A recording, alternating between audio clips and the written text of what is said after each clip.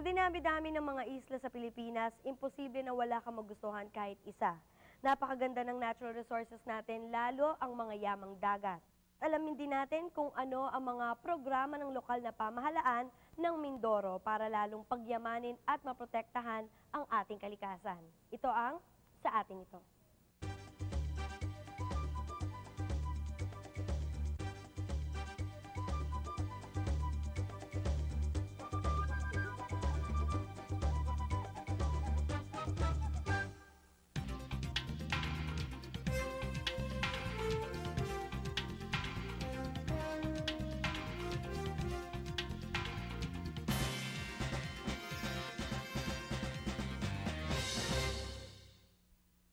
Patuloy ang pagsulong ng bayan patungo sa layunin nitong mapabilang at maihanay sa mga bansang itinuturing na first world countries.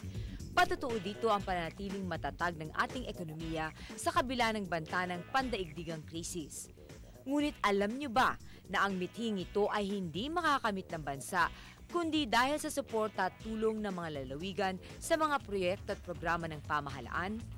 Isa sa mga sumuporta at tumulong sa bansa na marating ang mga layuning umunlad ay ang lalawigan ng Occidental Mindoro sa pangunguna ni Governor Josephine Ramirez Sato, kung saan pinatatag niya ang sektor ng agrikultura ng lalawigan bilang tulong sa pamahalaan.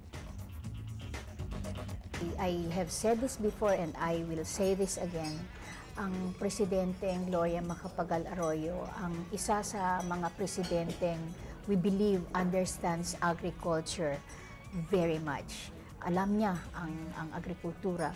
Alam niya rin ang pangangailangan ng magsasaka at mangingisda. Katulad ng mga irrigation facilities, farm-to-market roads, post-harvest facilities, at yung iba't ibang subsidy sa mga farm inputs katulad ng palay seeds, katulad ng fertilizers. Hindi namin na-experience ito in the past. Sa pamamagitan ng mga programa ng lalawigan, di lamang nito tinutulungan ang magsasaka. Tinutulungan din ang pangangalaga sa kalikasan.